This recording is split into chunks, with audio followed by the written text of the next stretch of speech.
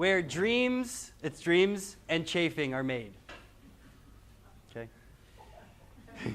Just remember, there's a difference between a slogan and a mission statement and a vision statement. Most people will think that they get them confused, okay? Where this was the mission statement for UPS, their slogan is, I heart logistics. I heart logistics. That's their slogan, right? That's their slogan.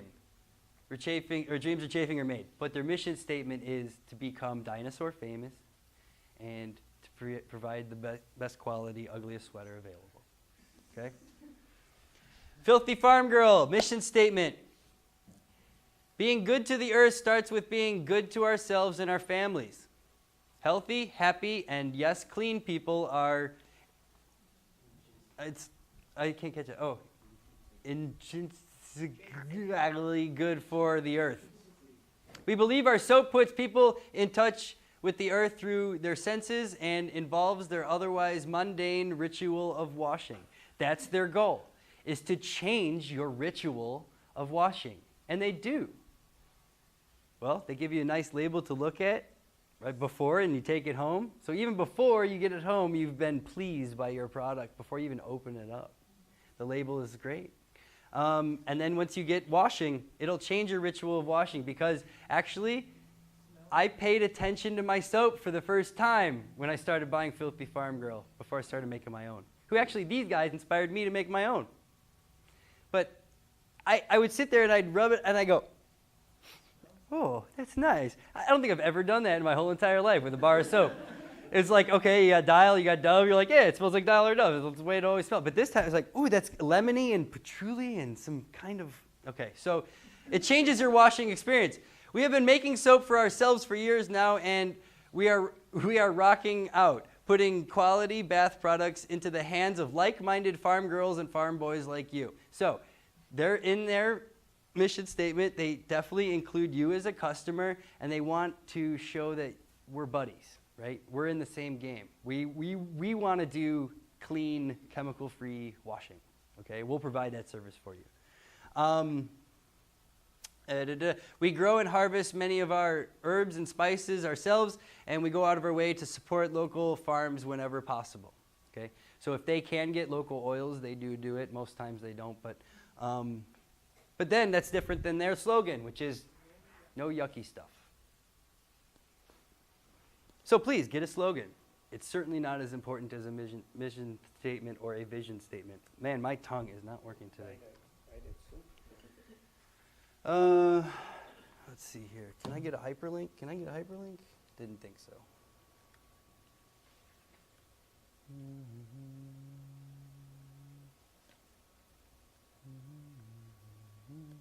Where'd you go? Where'd you go? You're over here. Right there. Let's get this here.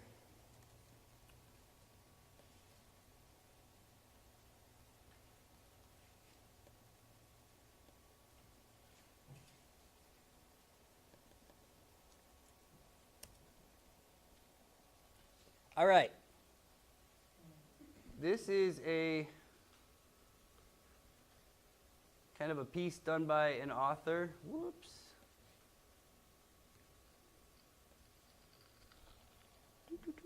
Chip. I want to show you why most mission statements are so Hold on a second.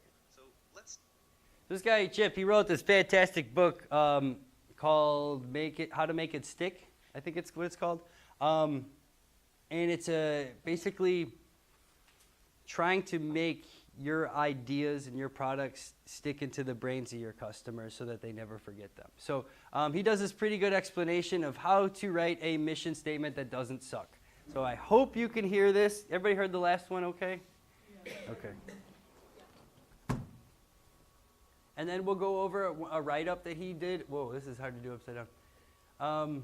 A write-up that he did over how to do a sticky vision statement. Say that you own a chain of pizza parlors, and maybe you have a mission statement that you've drafted, and it says something like, our mission is to serve the tastiest damn pizza. That's pretty good, yes. I was only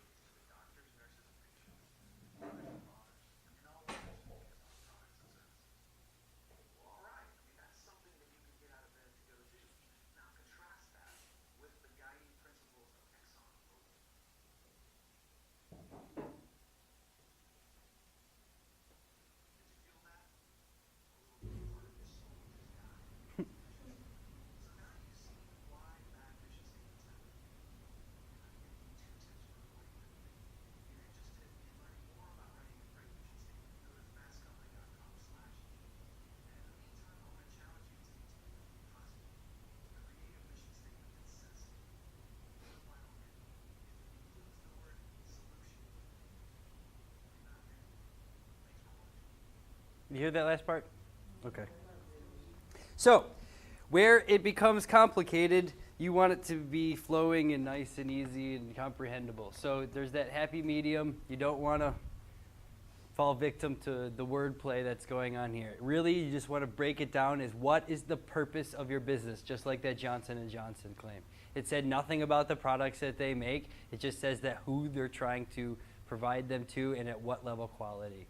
And that's definitely what Johnson & Johnson strives for, above all else. Okay? So,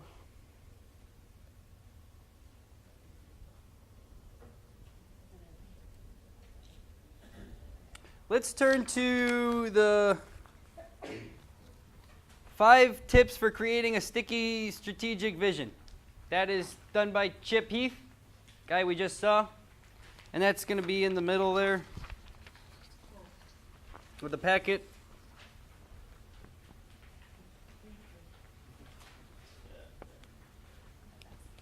I usually have the students kind of read these out to the class. Does anybody feel comfortable enough reading out loud and kind of hitting? I can get 5 individuals that can read these out. Any volunteers? Anybody?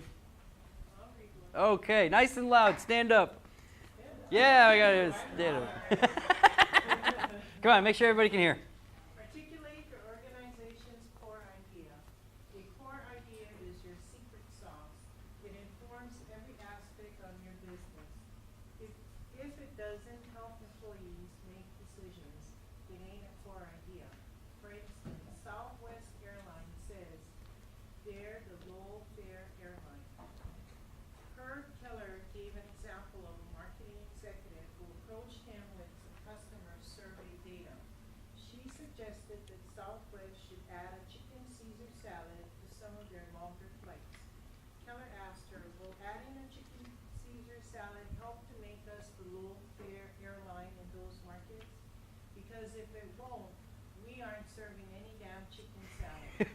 Notice how the core idea helps employees make trade-offs between 2 competing values, customer satisfaction and economy. For Southwest, economy wins. For Singapore Air, customer satisfaction wins. Right. So, they are the low-fare airline. When you buy Southwest Airline tickets, you know what to expect. When you buy Singapore Airlines, you know what to expect because you're paying for it. Okay. Who wants to do number 2? Volunteers. All right. Don't zoom out, choose. Let's say you run a restaurant in Centerville that serves outstanding thin crust pizza. Your mission is to serve pieces, pizza, and cup. But then the chef reminds you that he makes great ravioli. He's frustrated that your mission doesn't respect it. So you zoom out to serve the best Italian cuisine in town. But what about your great service, your birthday parties, your family-friendly decor? Keep expanding the mission to include all these pieces until you end up with an unholy statement like this. To create cuisine-related solutions for regionally approximate families. Fight this urge. Don't zoom out. A great vision is specific. And that means making a hard choice. Chip and I once worked with a mental health chain that had 11 core values. Ouch. 11 core values equals 0 core values. Executives want to compromise, so they add in everyone's pet values. Are you willing to make the hard choices among priorities? Especially as an owner or a CEO, or especially when you're talking about marketing. Marketing manager would be in charge of the vision statement. Let's do number 3. All right. Make the vision concrete. JFK's speech in the Holy Grail. We will put a man on the moon and return him safely within the decade. What a concrete vision. Was there anyone in America who misunderstood? The nonprofit city year says one day the most common question asked of a 17-year-old is this country will be is wait. We got it. One day the most common question asked of a 17-year-old in this country will be, where are you going to do your year of national service? Boeing was incredibly concrete and specific with its goal for the 727 passenger plane. The 727 must seat 131 passengers, fly nonstop from Miami to New York City, and land on runway 4-22 at LaGuardia, one of the shortest runways at the time. concrete goals like these help to ensure an alignment. They ensure everyone shares a common picture of the destination. So incorporate goals into your vision statement, definitely. Right? Who's number 4? All right. Show why employees should care about it. ExxonMobil Corporation is committed to being the world's premier petroleum and petrochemical company. That no one wakes up in the morning excited about that mission. Unless you're a shareholder. Right. But contrast that with J&J's credo. We believe our first responsibility is to the doctors, nurses, and patients, to mothers and fathers, and all others who use our products and services. It's easy to see how someone would feel proud to support that mission. And Sony, in the early 1950s, said they wanted to become the company most known for changing the worldwide image of Japanese products as being of poor quality. J&J and Sony's missions add clarity and motivation. That's right. Is your vision statement motivating you, your company, your employees? Who's number 5? One more. Come on, I've been talking all day. Come on, man. I'll do it. All right. Okay. Consider the virtues of single focus. Change can happen quickly when leaders orient the company toward a single, bright line goal. Gordon Bethune, taking over a troubled Continental Airlines, made his team focus on one-time arrivals. Paul O'Neill, taking charge of Alcoa's aluminum empire, made his top priority no work accidents. His team thought he was nuts, but he knew that to prevent accidents, they had to understand their operations so well that operational efficiencies would unfold naturally. In the 1980s, a new director of New York City's troubled subway system declared no graffiti. He knew that eliminating graffiti would provide a quick and important victory and would in turn lead to other achievements. Can you be strategically single-minded? That's pretty poignant. I mean, no worker accidents. That's the focus of the company. I mean, can you imagine standing in front of a bunch of shareholders and be like, I want to make sure that nobody gets hurt. When the shareholders are like, yeah, but what about us? But he knew that by focusing on that they would have to restructure the business so that they become more efficient. Okay? So, think about this when you come up with your vision statement. Let's talk about kinds of business. Whether you be for-profit, non-for-profit, or providing a service. Basically, you want to look at your focus of your business, being your customers. All right? For-profit, focus of your business to succeed. Have a means of making money. Making significant profit. Success means making significant profit. Yeah? I read that totally wrong, didn't I? It's a full sentence. I was like, success means wait, that doesn't. I haven't looked at these in a few months. Sorry about that. So success means making significant profit. So significant profit means like an incredible amount of profit. More profit than you would actually almost expect. Okay? Non-for-profit, self-sufficient business service makes enough revenue to survive. By survive, you have to pay your employees. You have to get your employees around. You have to provide your services. You have to have a building to do your services in. If that's what it entails, you have to put lights on in that building. You have to pay the landlord. So what it comes down to is non-for-profit takes a whole bunch of money going in and out, and at the same time, everybody gets paid. Nobody does anything for free unless it's a volunteer position. Okay?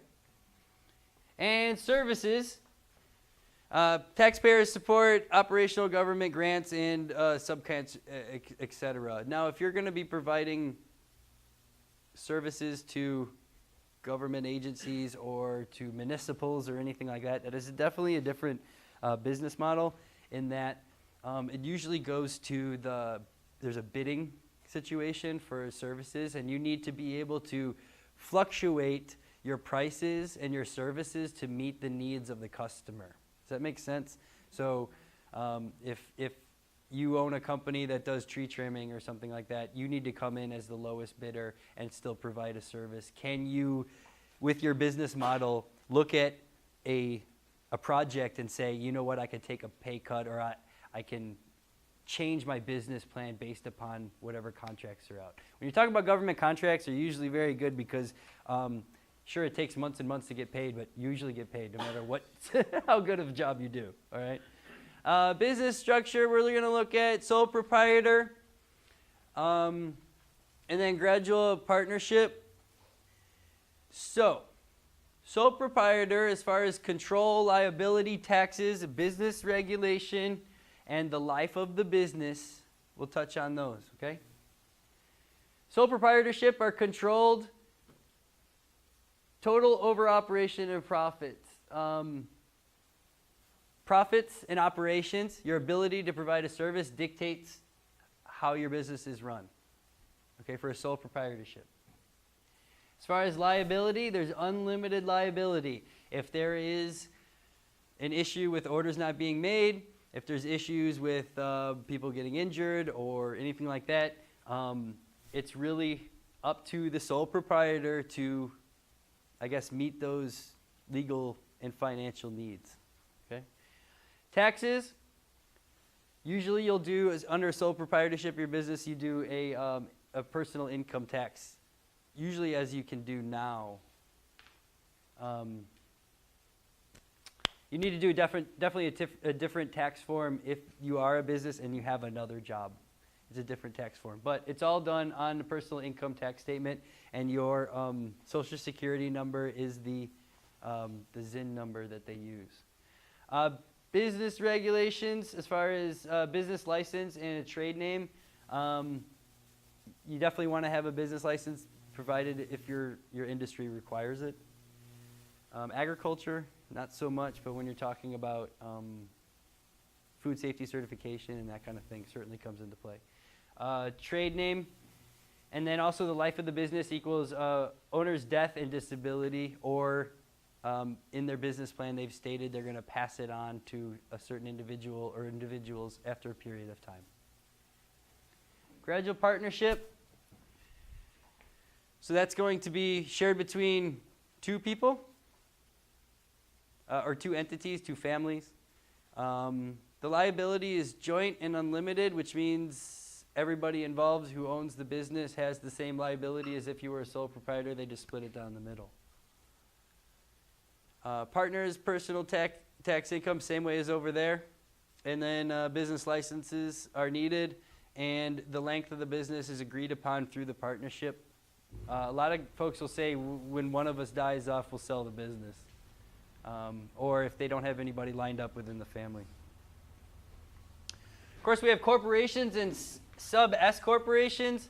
I don't know too much about the sub-S corporations other than the fact that it's basically a corporation that has limited shareholders, and that is to ensure the interests of the business are being conducted the way that the mission statement and vision statement says. So it's pretty exclusive on who they're going to sell their shares to. I don't think anybody in this room is going to be going into the corporation side.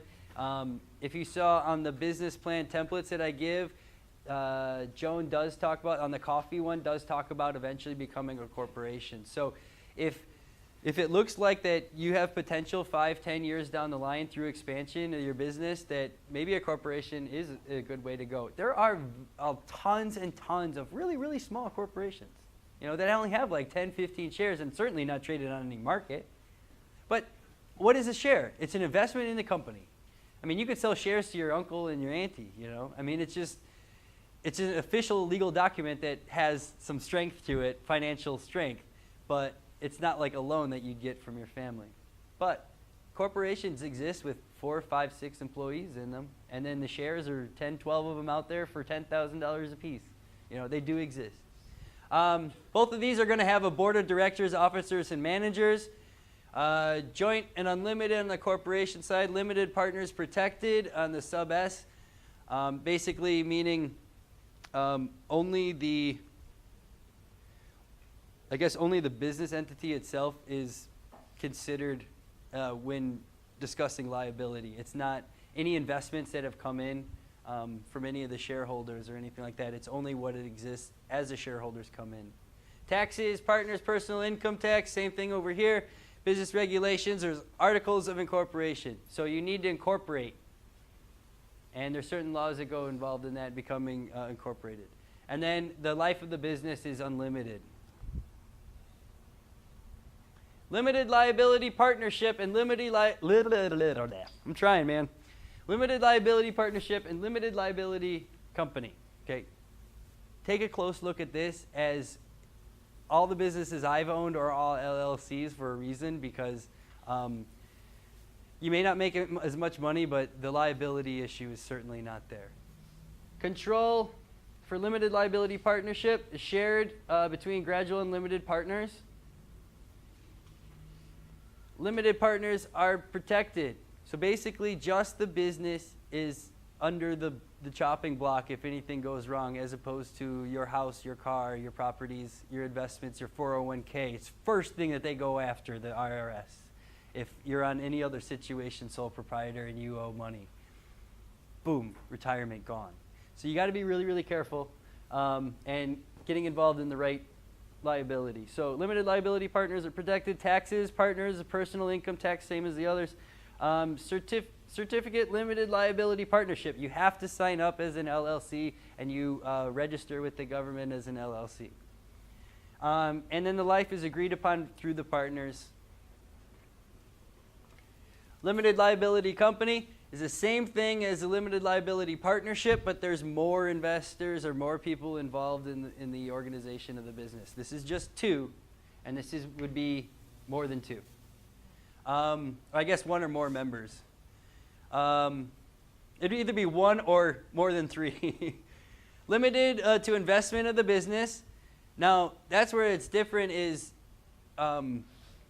people can put personal funds into there, and if you're talking about the personal funds that go in here, those are the only ones that are liable.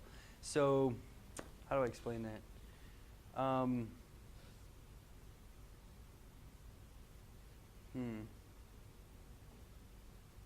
If you flood invested dollars into this business, it's still protected if the business goes sour. And then over here, it's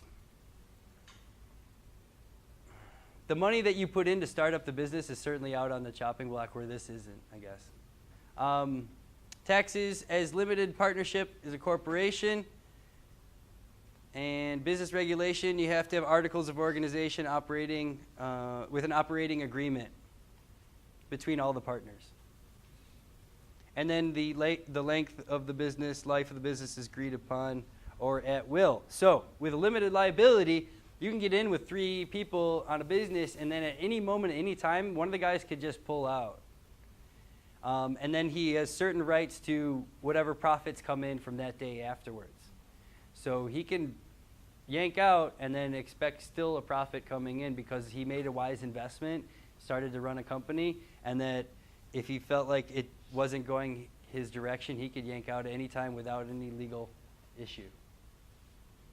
Pretty risky if you don't trust your folks, which is why a partnership is sometimes better if you limit the amount of people that are involved in your investments.